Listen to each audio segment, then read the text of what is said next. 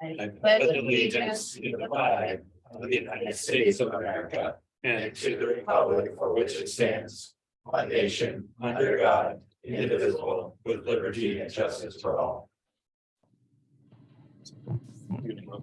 Right.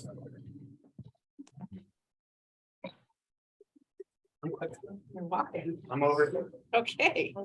I know. All right. Item 2.0, we need to approve the agenda. Motion to accept the agenda for tonight's meeting. Scott. Member Richardson seconds. In a second, is there any discussion? Looks like we have Brian, Debbie, and Brenda online. We're waiting for Brenda to unmute. She did. Okay. Is there any discussion? No. Hearing none, let's move to a vote. Tanya? She left. Member Nelson, yes. Wait a second. Member Wilkins, Yes. Member Nelson, Yes. Again. Member Richardson, Yes. Member Aguilera, Yes. Member De La Grange.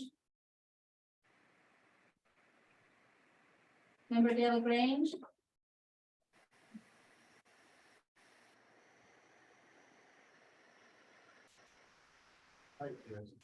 He typed yes. And Member Brownell, Yes. All right. 3.0, prioritize the needs of the district. All right. So, good evening, everybody, and thank you for being here. The board should have received in the packet the prioritized list and then the general list of all the schools that we've created. I believe the general list was originally 90 pages long, and we whittled that down to about 30 for your reading enjoyment. So it's the next slide up. There we go. All right. Any chance to make that bigger? No, no chance to make that bigger. Well, then I'm gonna go over here. Okay, because I can't. Oh, thank you. All right. You have a prioritized list. Oh, wait, before I begin, let me slow down a second. For our students in the audience, let me explain tonight what's happening, because we didn't have an opportunity to explain that to the last group. And I think it's important for you to know what we're doing. The school district has debt that we've incurred over the years. Some of that debt we would like to go and refinance, just like refinancing a house you would do. All right, so that extend your payment out for a longer period of time in order to get cash on hand immediately, so that you can make improvements to your home, or in this case, the school district. That's really what tonight is about. So we're talking about, would we do a municipal bond for about 30 years that would generate somewhere around $13 million to take care of the $12 million worth of projects that you see on the overhead. Okay, but I want you to feel free to ask questions, because I want you to make sure you understand, because this is important stuff to all of you as well. Okay? All right, you have a prioritized list of about $12 million worth of things that need to be done in a fairly short order. You saw another list that we believe would be about another $25 million worth of upgrades to the district over time. My recommendation to the board would be that we restructure our debt. We get some cash now to take care of these projects that are on the list in order to get them at today's prices. One of the things you're going to hear about when Mr. McCliney speaks to the board is that interest rates and what kind of interest rate we're going to be paying and so forth. What we don't take into consideration oftentimes is how quickly prices are skyrocketing. So I want to give you an example. In 2019, in Coquille, we opened Winter Lakes High School. We built that, cost us $225 a square foot. We are now being quoted prices from contractors at $600 a square foot. Okay, so if we extrapolate that out 4 more years by not doing things now, we could be paying what could be a $1.2 million roof may cost us 1.8 million. So that's the concern that I have. I'm trying to capture money now so that we can get things at 2023 prices as opposed to 2026 prices or 2025 prices. So I want to just make sure you understand my desire to move forward. Next one.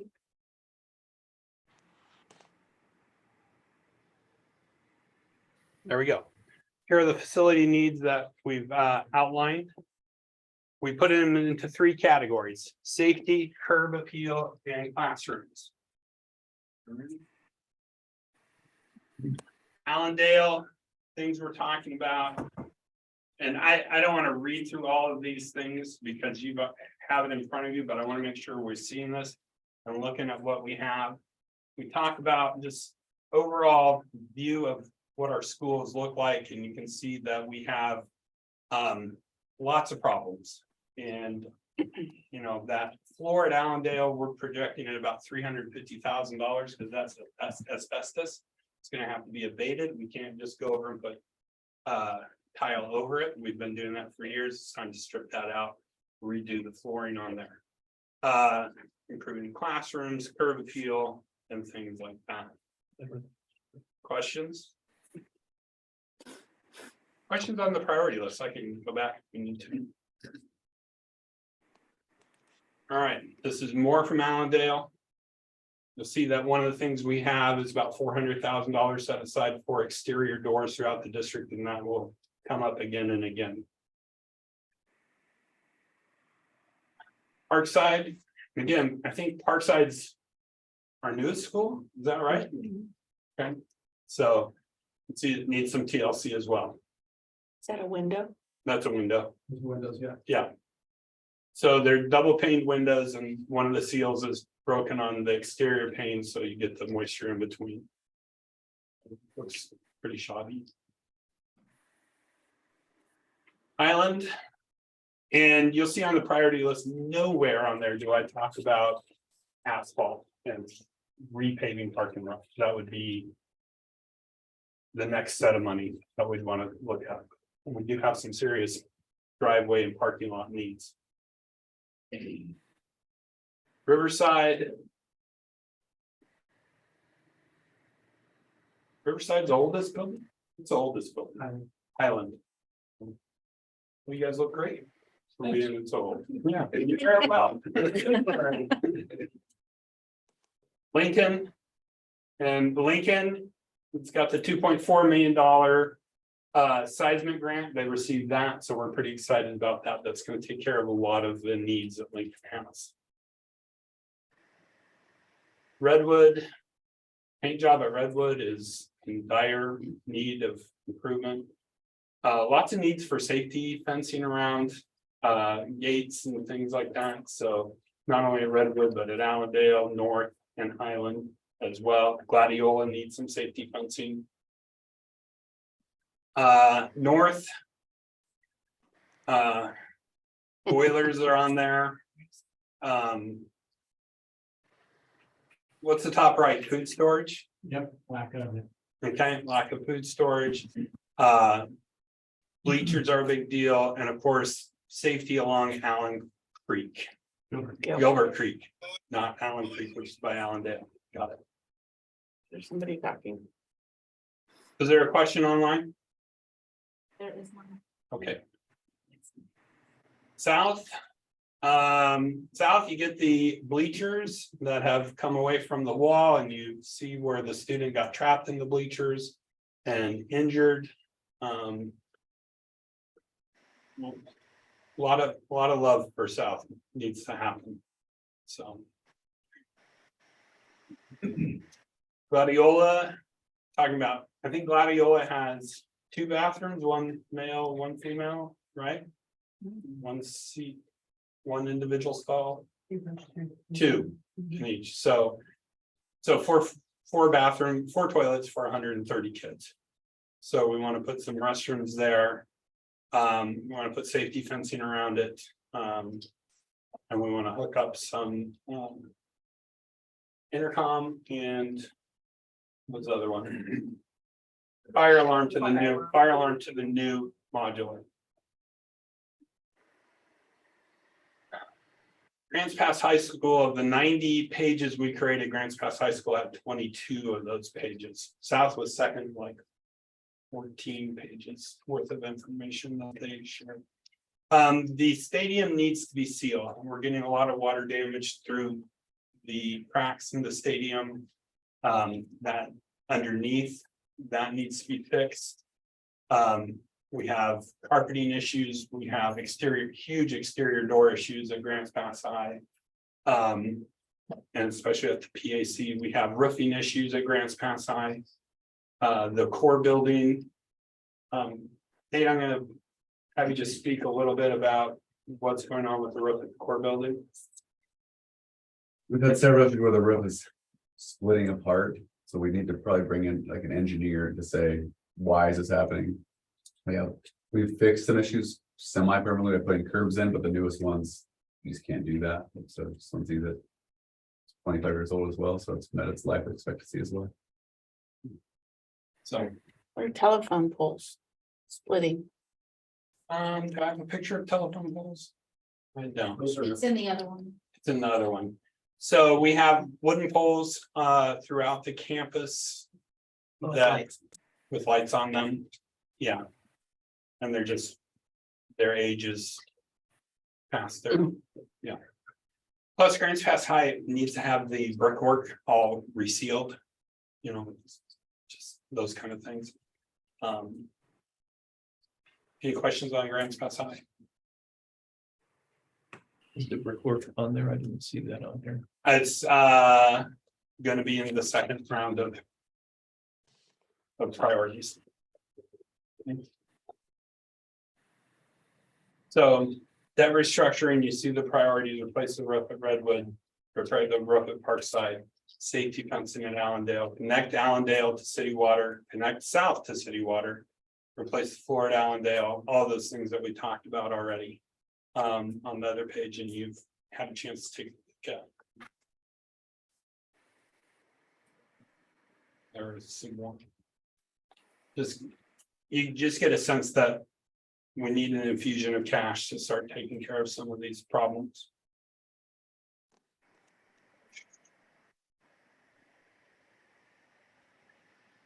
There we go.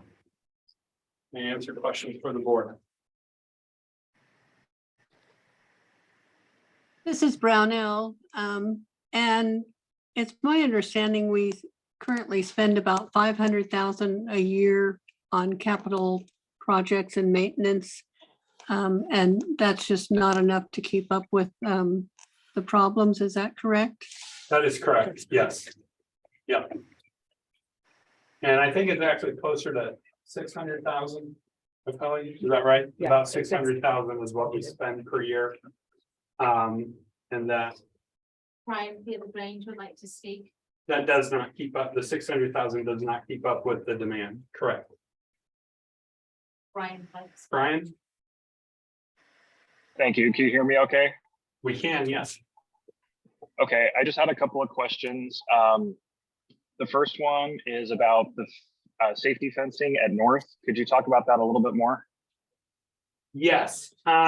So at North and Highland, we want to run cyclone fence along Gilbert Creek to have a physical barrier, and then Highland has another need for some fencing, a smaller segment of fencing to keep the students from running onto the sidewalk. Yeah, on Morgan side. On the Morgan side.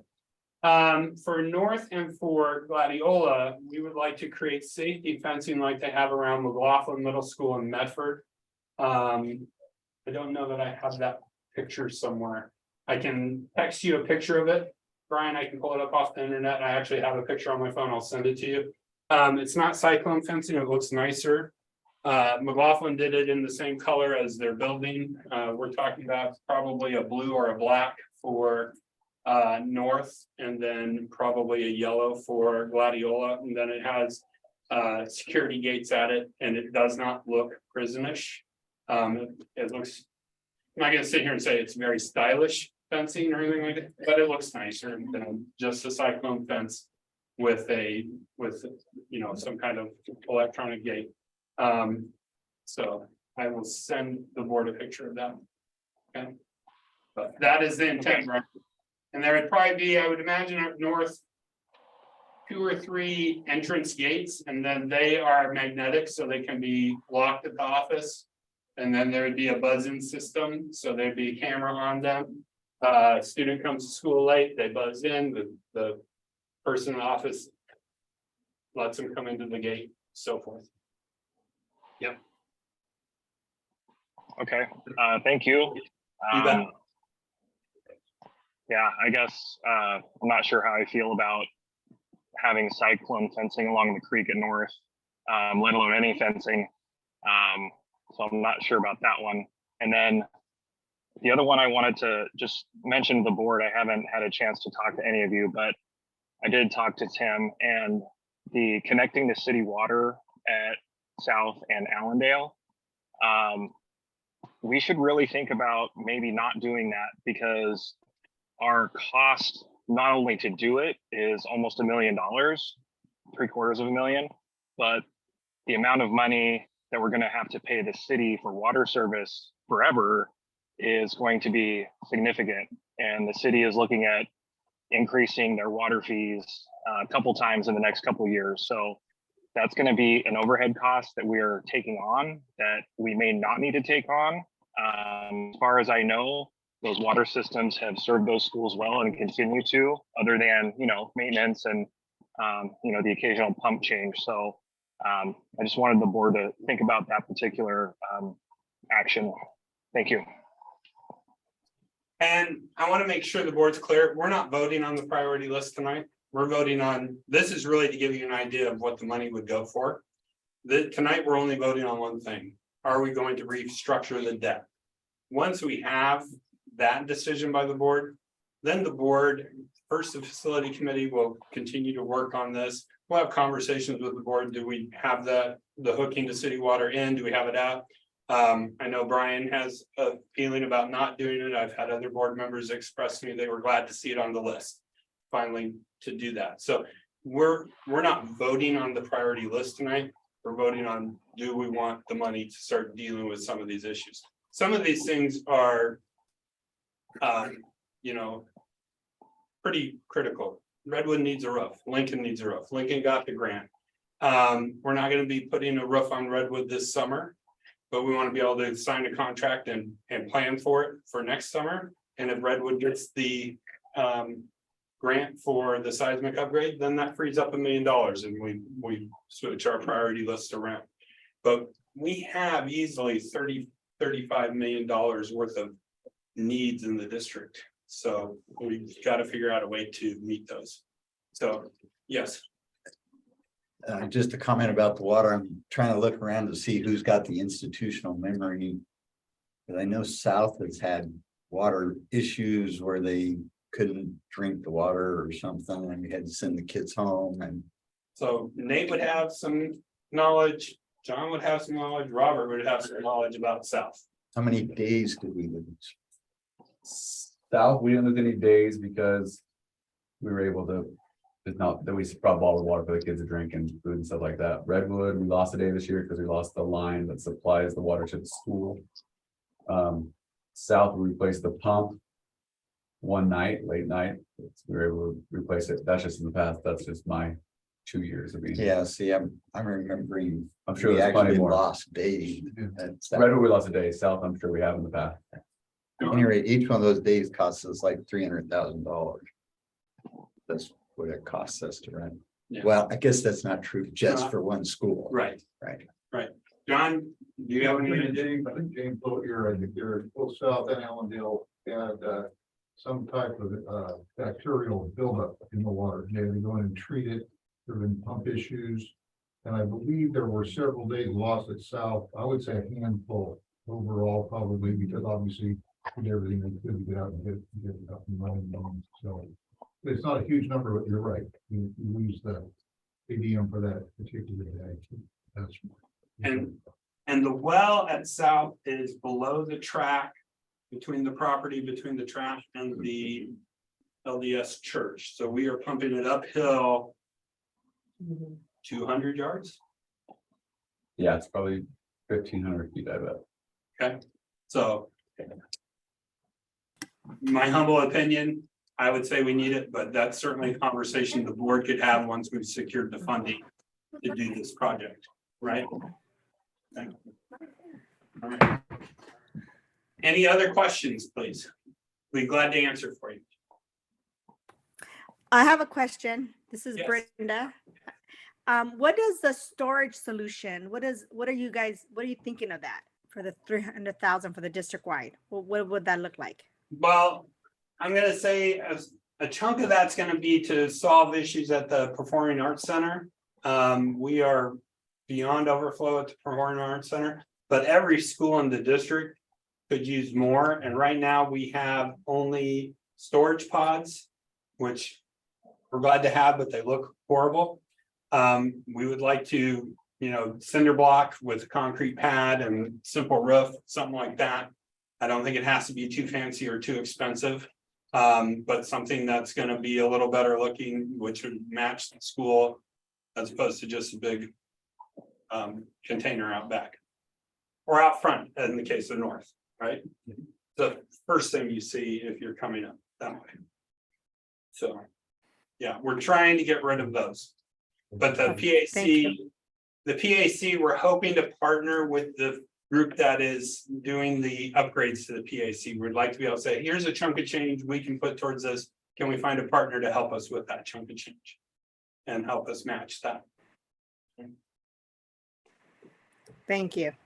And I want to say, we're not going to be putting in storage units this summer, right? This is going to be, we need to thoughtfully plan this out and figure out everything that we want to do. We'll be presenting to the board, here's our ideas, here's our concept for addressing these issues, right? So that you will be, just like we did with the bathrooms, you're going to have some idea of what we're doing. It won't be, hey, we just gave Tim $13 million and walked away. You're going to have a lot of information and you're going to know what we're doing with this money and how it's going to be spent. Okay. Yes, sir. So 2 questions. First, I think you said we have about $35 million worth of needs currently. Yes. Capital expenditures to fix, just to maintain the properties and the needs that we have. Is that correct? Well, and I would say enhance some curb appeal too. Yes, but you're correct. And how much money do we need to, on an annual basis, to maintain the facilities that we have? We obviously are not spending enough. We're spending $500,000–600,000 a year. How much money should the district be spending in order to not find ourselves in such a deep hole? I think you'd have to almost double that. So $2 million a year. Would that pay for most of these things that we need to take care of? That's something I would like to know, because I'd like to make sure that, especially on the budget committee, we are planning for the future to better maintain the buildings. How much money do we need to be setting aside each year to maintain what we have? And so we will get you that. It's gonna be a hard target with the way prices are increasing, but we'll do our very best. But 600,000 is, I believe a number that's probably It's not enough. several decades old. We've kind of rolled that over. I don't know that that's increased very much in the last 10 years. Any idea, anybody? I'm the new guy. Member Dillon would like to speak. Yes. Brian.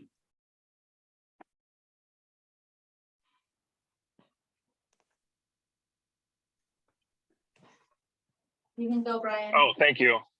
Thank you. Sorry, I don't have the ability to unmute myself. I had a question about the secondary list, because we're talking about the priority list tonight. And it sounds like there's probably, I don't know how much, what's that, 25 million in the secondary list? Yes, sir. And can you speak briefly on what kinds of things are in that list? Yeah, I would tell you right off the bat, it's $10 million to cover the HVAC units at Redwood and Lincoln. So it's $5 million each at today's, well, I think 18 months ago prices from Amoresco. Yeah. So that's a third of it right there would go to those. We have dire need for some parking lot upgrades throughout the district. Our buses and the trash collectors tear up our parking lots pretty consistently. That's not gonna be cheap. There is a parking lot between North and Highland that the city really wants us to pave and has wanted that for a while. They don't like our gravel being drug out onto the road and ruining their roads. We have plumbing issues throughout the district that need to be addressed.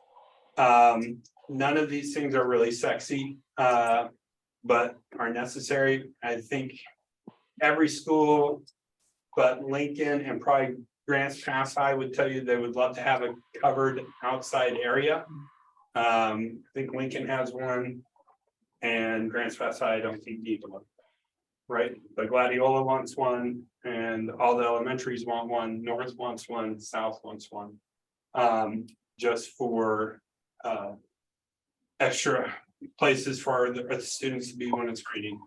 Okay, those are, I don't know if those are a huge priority, but those are things that we're talking about. So, Okay, and thank then you. we do need some upgrades to the bus barn. The bus barn would really love to have a covered area for all the small buses that are out in the weather. So we got every big bus under cover, but we don't have small buses under cover. Okay, thank you. Just to follow up, we're using this debt restructuring to handle this first 12 million. Do we have an idea of the plan for the remainder for those secondary projects? A plan for addressing it? A plan for the secondary list as far as how to finance it? Yeah, I think we should create a bond committee and start looking at going out for a bond. I think we could pass. This is my 9 months of experience here in Grants Pass, right? I think we could pass a minimal bond of around $22 million, which I think would be pennies on the dollar per thousand. But Joey will be able to speak to that in a bit.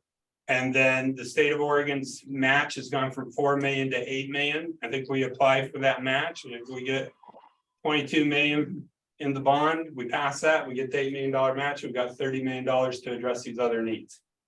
It's not going to build a school anywhere, but it will address these needs.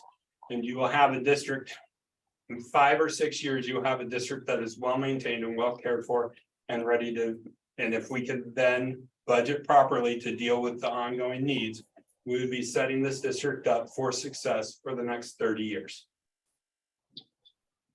That is my vision. Okay. Is there a sunset on the grant from the state? Is there a deadline?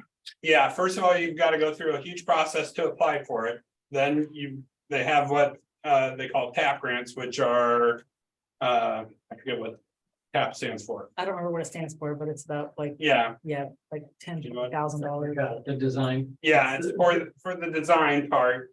And then you then apply for the grant. You're awarded the grant before you go out for the bond. So you can tell your taxpayers, we get this grant. If we pass the bond, we get this money. All right. You then have 2 election cycles back to back in order to pass a bond to get the money. So if you go out for a bond in May of 25 and it doesn't go, you then get the November of 25 election to try and get it. If you can't pass it in those 2 times, the $8 million just goes away. Okay, so the deadline is if we fail 2 bond cycles, there's not like the program sunsets in 2026 or something like that? No, they just re-upped it and they've added to it. Yes. Okay, great, thank you. Mm-hmm. Yes, sir. Just to go back to the point that board member Nelson raised on looking forward and trying to bridge this gap between the accumulated deferred maintenance and improvement shortfall of 35 million. With this refinancing effort will raise about 12 million. In terms of trying to get on a footing we're going forward, the annual budget process can take a look at how much money is needed to fund this amount. So we're not looking at regular bond levy efforts or having to go out and refinance and the cost that's associated with it that next speaker will address. One approach would be to take that laundry list of capital priorities and the estimated cost, assume an inflation factor, which is tied into the number of years and the useful life of the items. For example, you take a roof at one of these, I saw $1.2 million, has a 25-year roof. You assume an inflation factor, and you say, we're gonna have to either come up to somewhere over the next number of 25 years, this amount. It's almost like building a sinking fund in the district to address these projects as they come due. Everything on the list probably has, paint lasts for so long, fencing lasts for so long. And then once that kind of annual amount is, and there have been board members who talked about a sinking fund in the past and trying to get some earmarked money to build up a fighting fund, at least it gives the annual budget process and the board some parameters around which we can, try to tackle this on a long-term basis. And to be honest, the bond levy and the refinance are going to be needed to catch up to kind of get us where we are. And then you want to introduce a mechanism to have finance going forward, hopefully from within and internal. My ultimate goal is by the time I'm done being the superintendent of this district, you go back and say, he set us up well. We're set for the next whatever, and our schools are in better shape than when he got here. That's my ultimate goal. Is that you don't have to ever have a conversation about a roof at Redwood in your term as a board member. We will get it taken care of and it'll be done. Unless I hope not, because I better not be you're here all 25 going. years.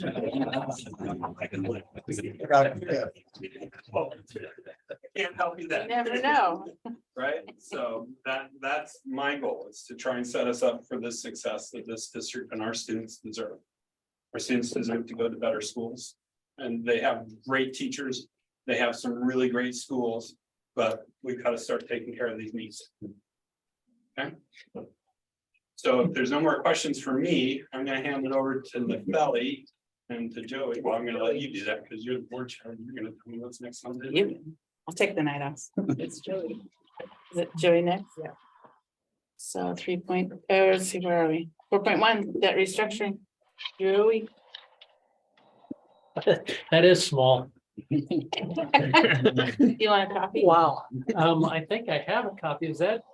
Oh, there, let's go back to page 1.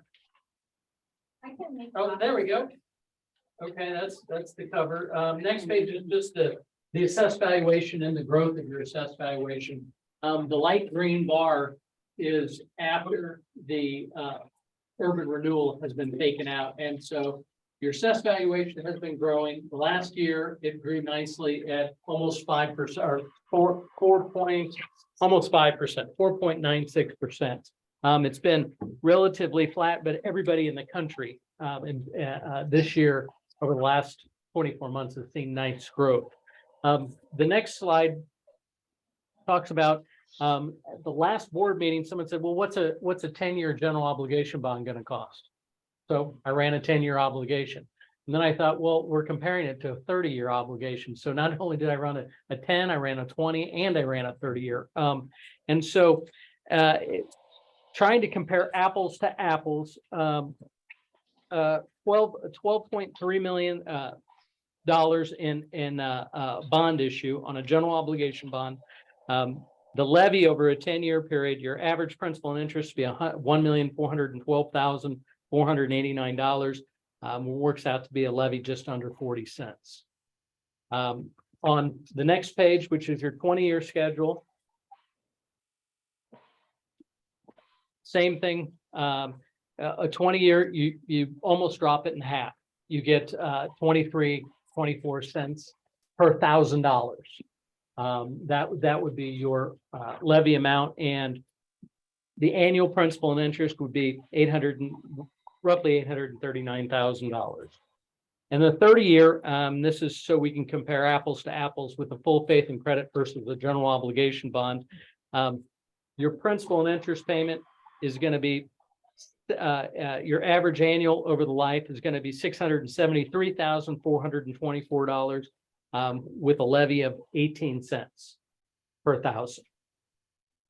So 18 cents per thousand over how many years? That would be a 30-year period. And how much capital money would that give me? That would bring in $12,050,000. Okay.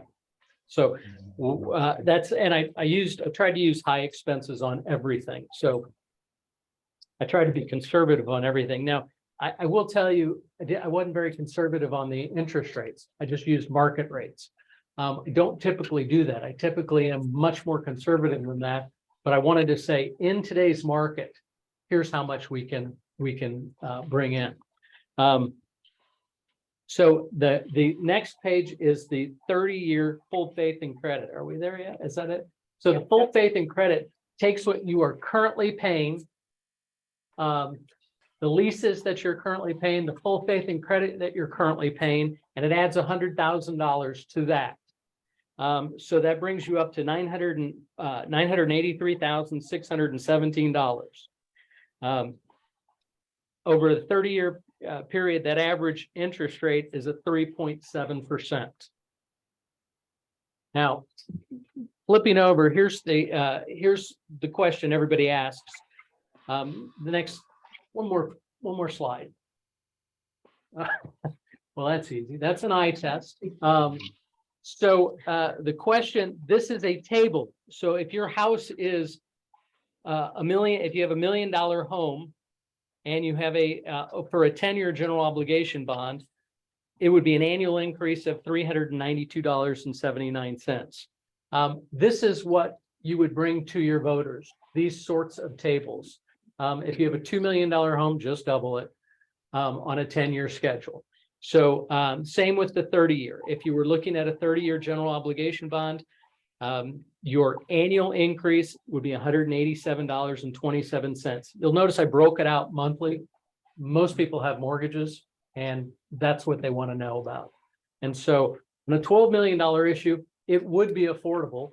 If we were a $20 million issue, again, just double those numbers, and it would be an affordable approach for the longer term.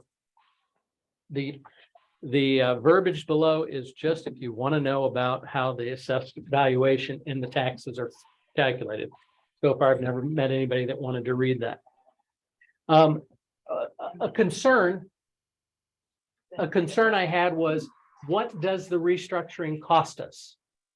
I want to know, is it, we're moving from relatively low interest rates, somewhere between 3% and 4%. I think your highest lease is a 4.20 and your full faith and credit is a 3%. So I said, okay, let's look at just the leases. And so the next slide. So refunding analysis for just the bus leases. And I said, okay, we're going to refund them. We're going to act as if we're refunding them the same years that they mature. And that means between 2024 and 2031. In today's dollars, meaning I present valued the loss, and you can see there's a loss in that third column of $35,400. If I present value using the interest rate for that structure, it cost us to refinance those leases $6,800. It's a loss of $6,800. Now, looking at it that way for the reason that we're doing it, I would say that's a wash. That's a break even. Adding in the full faith and credit cost us a little more over the life, over the 9-year life, 8-year life, 2031. It's $69,577.44 in today's dollars. And so that really is the cost of this refinancing. This is what does it cost us to move in and out of that debt, to get $12 million in projects. I think that's the cost of restructuring, the restructuring side. And I'm going to stop. Does anybody have questions with how we've gone? I mean, we're going through these pretty quickly. Oh, yes, sir. Can you address the assessed value impact and these models at 10, 20, and 30 years that you assume that the assessed value is going to increase in the way that's similar to prior? No, I use flat. I absolutely use flat. We can, what if you use, let's say we used a reasonable 1% or even 2% growth. Right. It would shrink the levy. When you bring it to the voters, it makes the levy look a lot smaller. If you use it flat, you're not surprised. I'm not surprised it is a night. Yeah, the Right, surprise, well, if you get the growth, you have not, it's, You end up paying it off sooner. That's than right. rather than later, right? that's exactly right. And so it is a much more conservative approach. Thank you. Isn't it actually more than conservative? Since our assessed values are significantly less than the market values. Oh, so In 3%. actually, if you look at that first table, you don't have to go back to the first table. There were a few years you didn't hit the full 3%, but you're exactly right. Normally I'd say, well, you can use 3% because you always go by 3%. But in 2018, it was 2.76%. In 2022, it's 1.68%. And I just pulled these from the county website. You're using the column after the urban renewal. Yeah, that's So exactly right. Actually, the urban renewal part, however that works, impacted our 3%. I'm absolutely sure that it does every year. But it is, I'll let you tell me the growth to use. Because if I say it's going to grow 3% a year for 10 years, it will absolutely grow 30%. It'll just be in those last few years, and for the first 5, you'll cuss me. So I will let you guys tell me, use 2%, or even 3%. But for those of you who don't know, actual value versus you're capped at 3%. And so that's why 3% is normally pretty good. But I was surprised when it wasn't, when I didn't see 3% every year or more. So the is this what changes it? No, Oh. it's the other one. Yeah, it's been telling It's everybody the right to left change that. arrow on Got it. it. You're muting yourself. Yeah, you're muting yourself on that. I'm good. So the last page is just a summary of the different options. Oh, and before we get to the summary, I want to show you the interest rates are on the very last page. I used in determining the A-rated, the AA rated insured, because the state has a program. If you vote bonds, not only do you get the grants, you can go through a state program that automatically gives you a AA. And so I used, when calculating those, I used these actual rates from last week, the yellow column under AA insured. When I calculated the full faith and credit, I used the other yellow lines that are under the A column for my interest rates. A couple weeks ago, someone was smart enough to say, what's the difference? The difference is about 20 basis points. 25 basis points is a quarter of one quarter of 1%. So somewhere between 15 and 20 basis points. And then at the very end, under the blue, that's Bloomberg's interest rates, and it's just a different consolidation of interest rates, and you can tell they're considerably higher than municipal market data. So those are the interest rates, and those are the ones I use. Normally, as I said, I'm a little more conservative. So going to the summary page, if we refund the bond issues, we will end up with approximately, and I compared both sides, the full faith and credit to the unlimited tax general obligation bond. We end up in the same spot with 12,050,000 in construction funds. That is the goal. The second box down, annual debt service, your current debt service is $883,957. You do not have any general obligation debt. To do the 30-year bond issue, you would keep that 883 and you'd add $100,000. And then to the right, you have the different principal and interest payments, the average principal and interest. The true interest cost, total interest cost over the life for the 30-year bond issue, the full faith and credit, the interest would be $11,763,536. It is a significantly larger bond issue because you're adding in $5.3 million in refinancing. But a general obligation bond for a 30-year period would be $7.9 million. Interest rate, as of 4/19 was 3.69% versus 3.59%. So in that case, it was 10 basis points. And those are the levy increases. The very last box, there would not be a property levy increase because you have the $100,000 already coming in. The general obligation bond, you would have levy increases. The general obligation bond doesn't require any refinancing. To make room for this debt, we would have to refinance all of your leases and the full faith and credit. The full faith and credit does not require a vote. Funds typically could be available in 60 days. Does not require a vote of the, Vote of the people. Of the Does people, doesn't require a vote require of the a vote. board. Yeah, sorry. otherwise I'd have just done this in January. On a general obligation bond, it would be pressing it to get it done in 18 months. That's not because I couldn't get it done faster. That's because we'd have to line up for the TAP grant first. We'd have to start working with architects to get lined up to get the grant money. And so that's really where the time is. The last time I went through the TAP grant, it took heaven and earth just to get an architect to respond. And that's not normally what I don't typically go out to talk to architects. They're not in my expertise. And it was, they were just so busy with this money that's out there because an architect is required. It's a full employment program for the architects out there. Are there any questions? I know I buzzed through this very quickly. If I'd like to clarify, first of all, the required refinancing on the full faith and credit bonds, why is that necessary in order to go that route? Because the full faith and credit goes for another 9 years. It makes up a very large part of that 893,000. So we're using that. We're taking it, moving it on. Okay.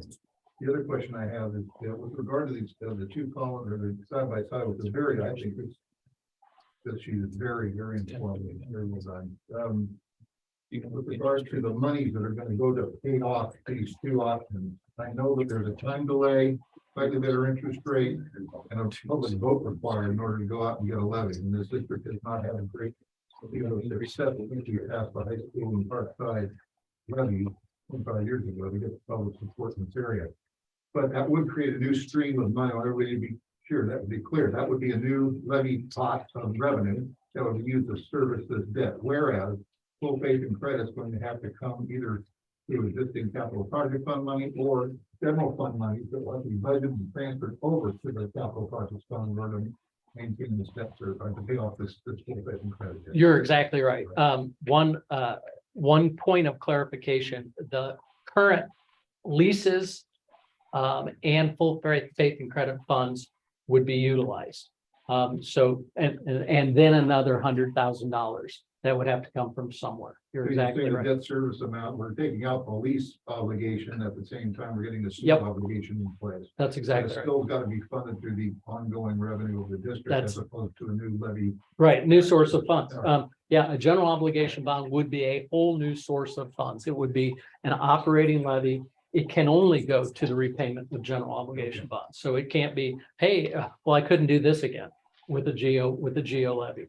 So from a macro picture, going back to Superintendent Sweeney's point, this could be a way to go out and address acute needs at the current time. The board could then consider whether it's worth going out and trying to bridge that $35 to $11 million gap or $12 million gap with a levy campaign of sorts and have the time to get those ducks in line. The third phase, trying to set up an annual contribution or sinking fund. I remember the days when the capital project fund was very well funded. We had a very good fighting fund in the capital. Those days when revenue was more generous, ADM was a lot higher. But that would be kind of a 3-tier approach to trying to get our arms around and achieve some of the goals that Superintendent Sweeney has outlined that he'd like to accomplish during his tenure. Is that a fair statement? Yeah, no, that's dead on. I wish I'd said it. If this was a city, what you'd be talking about, the sinking fund, you'd be talking about a depreciation and replacement account. Every audit, you'll go through and you'll see this huge depreciation on your, and I thank every city I work for because they never raise rates to cover that. And I just point to it and say that's a future bond issue. If you pay attention to the depreciation in your audits, and it's never high enough, but if you pay attention to that and think, I have to be covering that, or we have to be putting that aside for future projects, so you don't have to do a bond issue, that's the right way to do it. It's just not very popular because you don't have an immediate need for that depreciation. You will. It's a future bond issue if you don't do it. I had a member de La Grange. I just want to make sure I understand the difference between the two options. And I'm not comparing apples to apples, unfortunately, but I just want to make sure that, like, for the full faith and credit bond, we would be paying $11.7 million in interest. And if we did a 10-year general obligation bond, we'd be paying about 1.8 million in interest. So about a $10 or $10 million difference in interest between those two options. Is that right? You're reading the numbers correctly. There is a bit of a difference because in that larger full faith and credit bond issue of 17 million, you've got approximately 5.3 that you're currently paying on that we would be restructuring. But yes, that's a very large interest rate difference. But I think you need to point out, though, that that's a 10-year term versus a 30-year term, and that's. Oh, absolutely. So Brian, yes, you're saying we can pay 1.8 million in 10 years or 11 in 30 years, but the time difference and the interest rates, that is, as you pointed out, not apples to apples. You would only really be saving about $4 million if we did apples to apples with 30-year rates. So right, but we don't have to do apples to apples. That 10-year bond is an option that we have. So I know it's not apples to apples, but it's certainly on the table. Yes. So let me address the TAP grant is a technical assistant program. I had to look it up. We've only done 3 or 4 of them. But in order to get the $8 million, you have many months worth of hoops to jump through to the state of Oregon, and which does require a contractor and surveying of the community and all kinds of different things going on. So if you told me tonight to apply for a TAP grant, the chances of us be ready for May of 2024 would be less than 50-50. We would have the TAP grant in place, at which point we'd have the $8 million secured. Then once we've gone through the TAP grant, they only do 2 or 3 cycles, 2 cycles a year where they review the TAP grants to award the districts the money. So you're probably looking, the earliest you could go for a bond and tell the voters you have $8 million secured from the state of Oregon would be at best May of 24. And I think that's pushing it, don't you? I don't think I could do, I think 18 months is pushing it.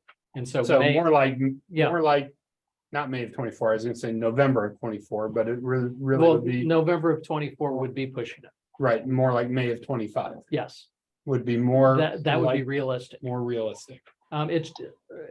I never thought I'd have so much trouble finding an architect just to help with the TAP grant and have them walk through it. And they're just not, they were not.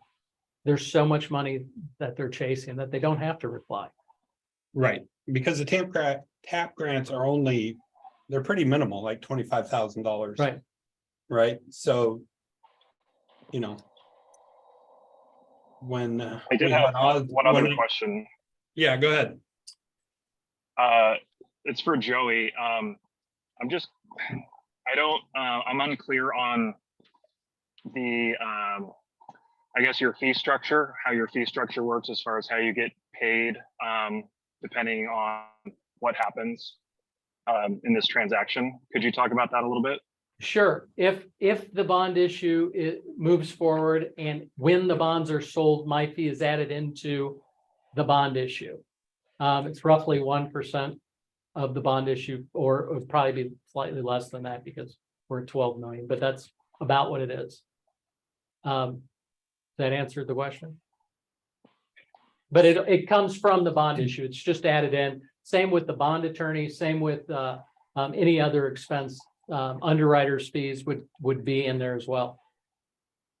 Okay, so it'd be about 120,000. I Is use it 1% of the 12 million? I hope that sounds great, but it sounds too high too. Let me look it up. But I think I used 2.5% for all the fees. And didn't really break out anything. But it will be. Well, I'll have to look it up. Can I get back to you? I don't want to. Okay, thank you. There is a part you could clear up for me. So we have two options here. You get paid under either option? Yeah, if we do a general obligation bond and it's successful and it's sold into the market, then I get paid, yes. Okay. I'm just trying to figure out, because if it was just one, not the other, that doesn't sound like a fiduciary. No, so Right, you're a I fiduciary. am a fiduciary to the district. My job is to make sure that you move forward in your best interest. And so the general obligation bond would be about the same as the full faith and credit bond for the same amount. In fact, I would make more if it's a larger bond issue. Thank you. This might be a question for Tim. Have you been a part of previous general obligation bond, I guess, campaigns? And is there always like a bond consultant that's hired, or is that something that districts can do in-house with the help of the ESD, or how does that work? I've only done a few of them, and we lost one by 24 votes, which was very frustrating, as you can imagine. I've never tried it without bond counsel and without bond support. So the ESD is not something that they do. You generally get a professional to help you do this work. Are there resources at the, I guess, state level or non-private level to help with this kind of thing? There may be, I don't know that. We can look and we can investigate for you, yes.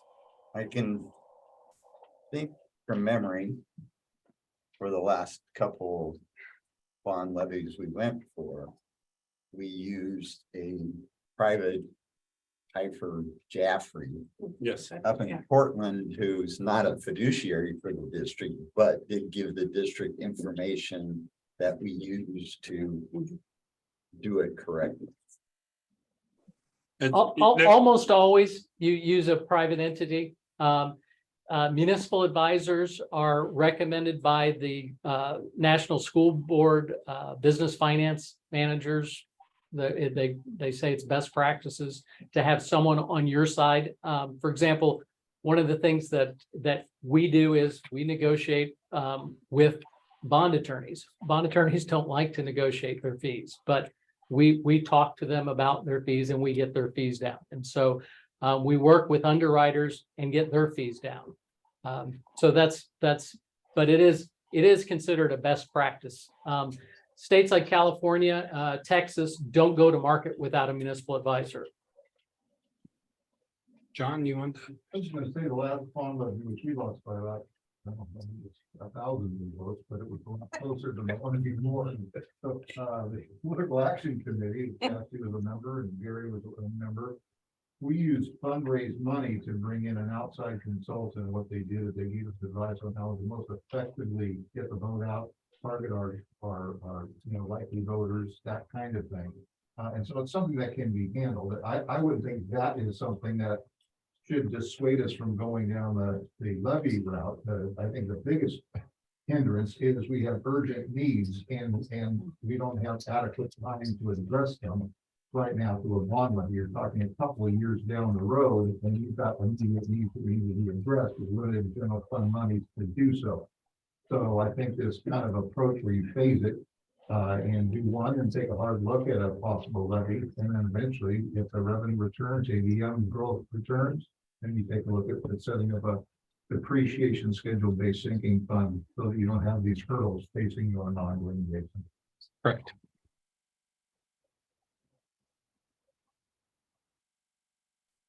I have a question for you that came from Brian's comment. If you were to try to get apples and apples, I guess the question would be, is there a 10 or 20-year option on the full faith and credit? Absolutely. And even if it's just for comparison purposes, the reality would be you'd have a much higher payment. Is there ability to stomach that payment?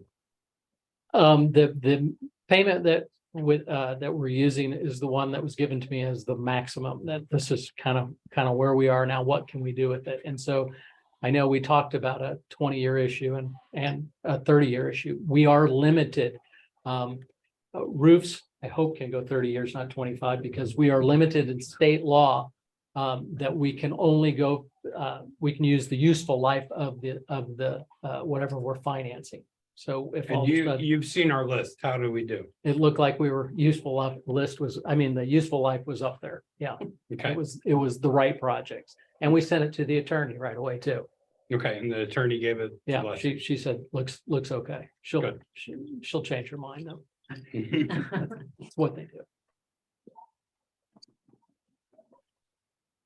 So if the payment amount didn't change and went to 10 or 20, the proceeds amount would be. The project would drop less. significantly. No, that's exactly right. In fact, when Tim and I first started talking, he said, well, how do I get to $6 million? Or how do I get to $5 million? And that's where we were. And I said, well, you've got all of these payments. And so I took those questions and said, here's how you can maximize. Because I said, how much work do you have? He said, about $35 million worth of work. I thought, well, 5 million isn't going to do anything, but put a few roofs on. Roofs are good. The roofs are good. They're needed. I think we talked about this last time. How quickly can we pay off the full faith and credit? What's the call? I will have it good. I will have a 5-year call on it. And yes, it will bump interest rates slightly because investors don't want a 30-year bond that gets called away from them in 5 years. But with the interest rates as they are now, they're higher than they have been. I mean, over a 40-year period, they still look good, but they're higher than they have in the last 5 years. And so if we get a break in them, we'll be able to restructure. And if we don't pass a bond, we could restructure. Absolutely. At a better interest rate. That's right. That's the joy of having a high interest rate right now, right? Then we can We can save money later. save money later. The glass is always half full. Just ask. But with a 5-year call, Can I just mention one thing too, and we did talk about it last time, but the overall debt to the district isn't going to exceed 2% of our general fund. So we are staying within that amount with this new full faith and credit option. the amount of time that it will take to go out for a bond, and if we are successful, and I'm so happy to hear the optimistic talk today. I'm not so optimistic that we can pass a bond. Oh, we'll get We've it. tried before. Our community has proven its mettle at saying no to various projects. Hopefully, we can pass a bond for $30 or $40 million or $20 million, or whatever we need. But we could go out for a bond that's a little more and pay off all the debt at 5 years as well. I mean, if that was the biggest concern, we don't have to wait 30 years. We could go out for a Correct. bond, and in 5 years, we could pay it all off and be done and pay much less in interest costs. And so I think there's a lot of options that we have moving forward. But I agree with, I think, a number of the comments. We have a number of acute issues that have to be taken care of sooner rather than later. And we are unfortunately behind the 8 ball from lack of movement on these issues over many years, and we have to catch up. So these are just some of the painful decisions that have to be made, but these are things that have to be done. And we do need to go out for a bond to get more money. We have $35 million worth of projects that need to be done. So we need At to find today's that money. Right, we need to find that money. Yes, we do. That money was last time at the bond. We don't want to talk about what we could have done with our last bonds, how much cheaper it would have been for our community. Absolutely. It's sad. There's a difference between the last bonds we did and this bond. We were asking for 2 new schools, and the bonds were, 140, $160 million. A $28 million bond to repair existing facilities has a much higher chance of passing than those did. Well, then a $35 million bond will also pass, Brian, and we can pay off this debt in 5 years. So And I think if we got $20 million, we would be thrilled. And then get the $8 million match. I think if you start adding up and going, well, we could try for this, try for that, and 20 cents per thousand or 30 cents per thousand turns into 75 cents per thousand, we're going to lose. We've got to keep this realistic. It's something we can pass and make our schools the best they can in the next 5 years. And I think taking this step shows the taxpayers we are committed to our schools and we're going to take care of them. And we are a good bet for this $20 million and the same $1 million match. And we're going to go do more good things for our students. And I think that is the approach I would recommend. And then I agree with John, we have to figure out a way to structure our finances so that we're not always behind the eight ball. So, but I'm incredibly optimistic. I think we're going to do great things. I think we're going to start projects this summer that are going to wow people, and people are going to come back in September going, already things are changing. And I think that's critical. So how would Redwood look with a new paint job this summer, right? And those are the kind of things we can do. I mean, they're immediate. Parents would walk in and see South looking a little more spiffy, they'd be thrilled. So if I can just add one other thing, this is just for consideration as I look at all of these things. These obviously are capital improvements and things that need to be done. However, you do have one item on here, the GPHS auto program, which actually would be a selling point to bring more students into the district. Yes.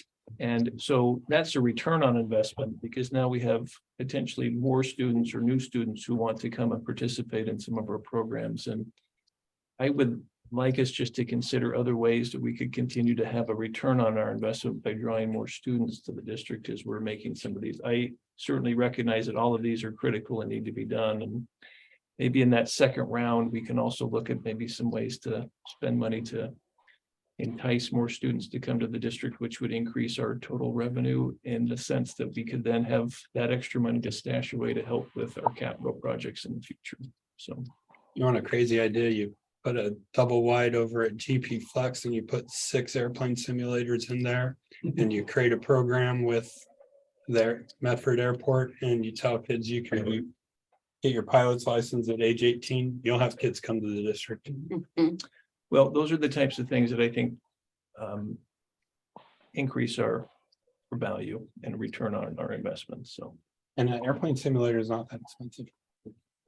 well, I'd like to Saying. fly, so It's just like I bought one. Grandma. They're hella fun. Okay, are there any more questions from the board? I Yep. got a question. I'll go with a comment.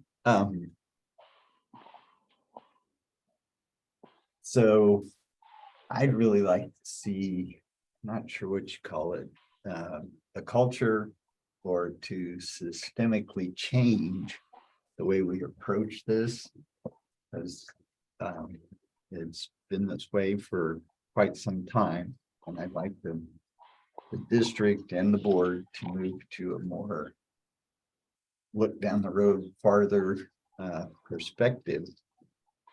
And so I think a way to possibly have that happen would be for the board to work on a policy that discusses having things like what would be a percentage of debt that the district can sustain with its general fund.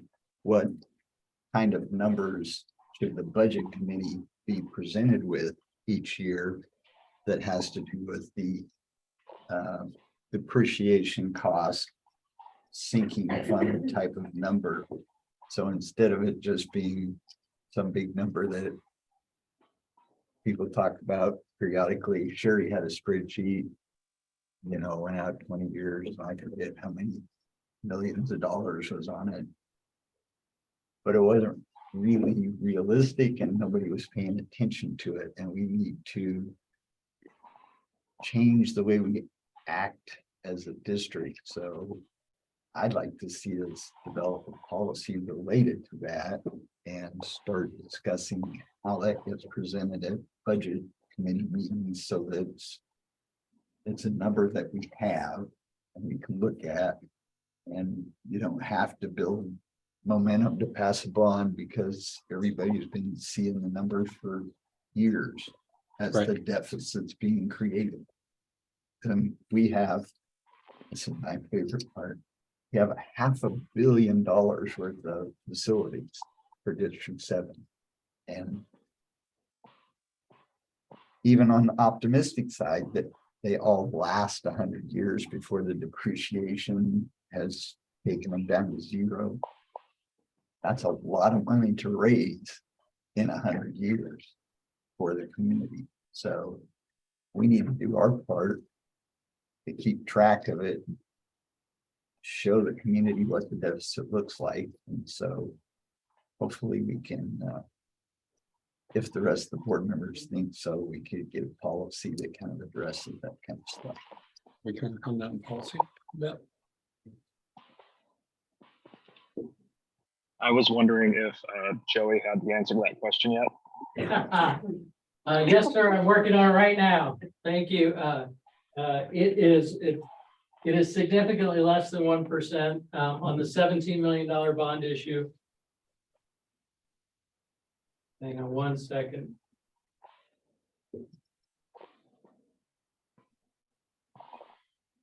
Well.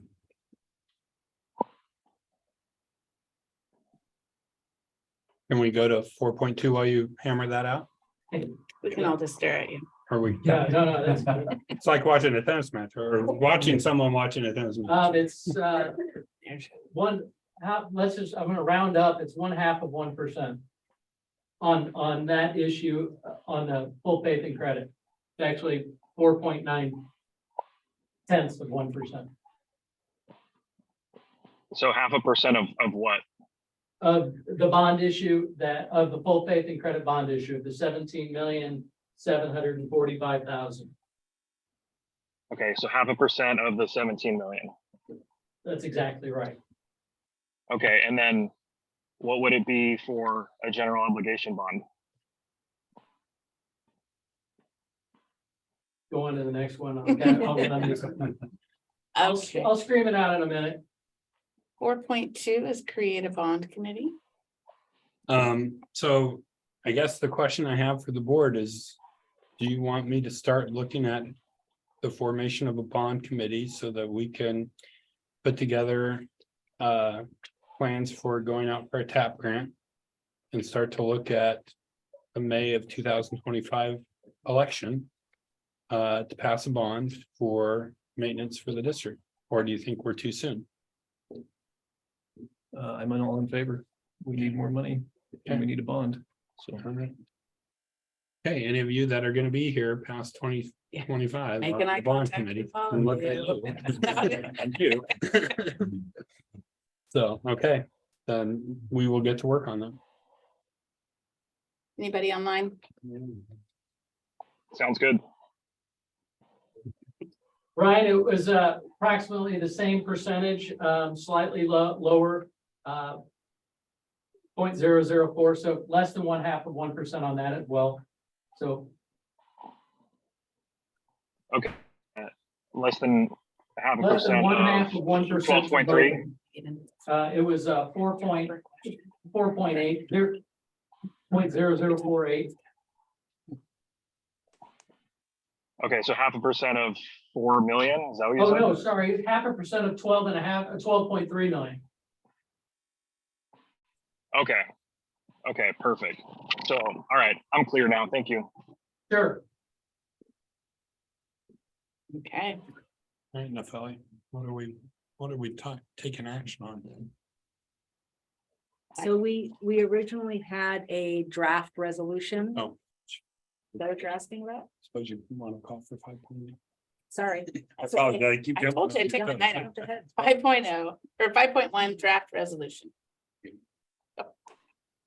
But it's, yeah, you can go ahead and talk it if you'd like, but it's Yeah, we Do they have the resolution? Is it in there? It is, yeah, we do have the resolution and and it doesn't. it's, yeah, because it wasn't. it's not a draft. So this is a parameter resolution authorizing Tim to move forward with this bond issue. It's not to exceed 13 million in new projects. And that got whittled down to tonight at 12.5 because the market moved against us.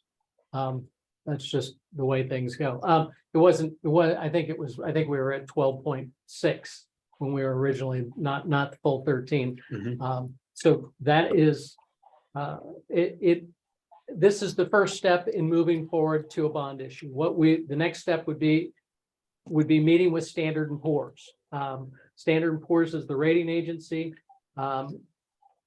It's going to cost about $30,000.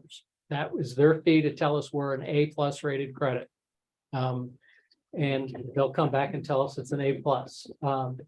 At that point, we will qualify for insurance. We'll meet with insurance companies, bond insurance to bring us to a AA. Once we don't have to pay for that, the underwriter will pay for that. Once we have these things lined up, we'll have something called an official statement. That's the offering document that is sold to the underwriting market. We will then take that to Standard & Poor's, to the insurance companies, and then to the underwriters. We will then put your bonds out to bid. And I will tell you why I like to put them out to bid. I know you know this instinctually, that when you put things out to bid, you get a better bid. In Oregon, almost all the bond issues are negotiated. And I wish I had a really good reason, except they just tend to be negotiated more than they are. And if this was something that was a unusual bond issue, I'd say, well, you have to negotiate it. This isn't an unusual bond issue. This is a very straightforward bond issue. We're refunding a portion, and then we're going out for $12 million in projects. We put that out to bid. We get the bids. We bring them back to the office, and we'll say, here's where the interest rates came in. You can reject it at that point. You can say, we're not going to do it. Interest rates got too high. Or you can say, boy, that's dynamite. Let's do it. If you decide we're not doing this, it's just doesn't make sense at this point for whatever reason. The only expense you'll be out will be the rating agency expense. That's about $30,000. Might be $32,000, but you will, up until the very end, when you have the interest rates, you'll lock in those interest rates. We'll get bids from if we don't get any bids at that point, we might say, well, let's look at negotiating it. I can't imagine not getting any bids because bonds in Oregon are very scarce. There's just not a lot out there in the market, and there is a market for Oregon bonds. They're very well thought of.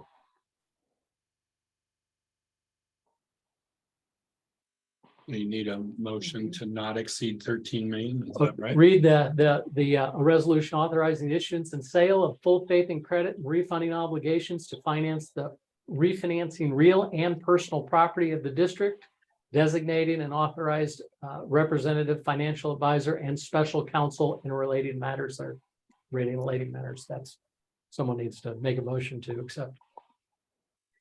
So one more question about the resolution. So tomorrow, for whatever reason, numbers change significantly. Black swan event, I don't care. SVB Bank goes away. We stall. So I'm not necessarily thinking in a negative way. What if they go in a positive way, and for the same amount of essentially payment, instead of 12 or 13, if we get 14 or 15? We'd come back and resolution. we would come back and do another resolution. Okay. I like your thinking, Gary. Such events happen in the positive direction. There's branches of possibility. Yes. All right, well, this is member Nelson. Go ahead, Brian. Okay, Thank you. Sorry. It's hard when I'm not there. So for full disclosure, I just wanted everyone to be clear that Joey will make approximately $30,000 more on the full faith and credit bond than he would on general obligation bond. And I wish I didn't have to ask so many questions in order to get that information and do my own calculations. And I personally, I know this is probably going to pass as is. I think I would like to see it be a little bit smaller. I don't think we can spend all 12 million in the next 8 months and then put the rest on a bond. The things that are the most quote sexy things that will help the bond pass. And I know we haven't figured out what those things are quite yet, but I don't know that we need that much money to get us through until the time of the bond. So I would be in favor of a smaller full faith and credit just to get us through the next 18 months. I don't think we need this entire amount. Thank you.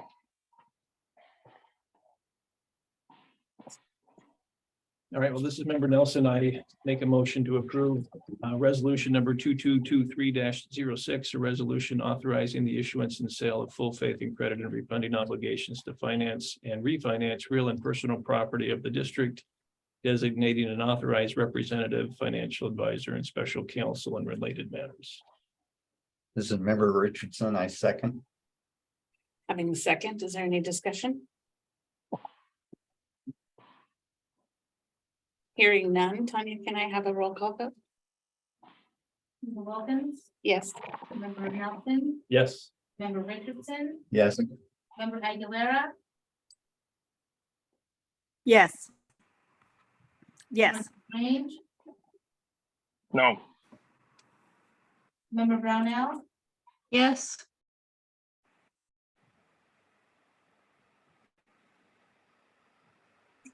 Did you hear? yes. Motion carries. All right. Thank you. And we're done. Yeah. All right, let's adjourn. Go home and eat. We just need your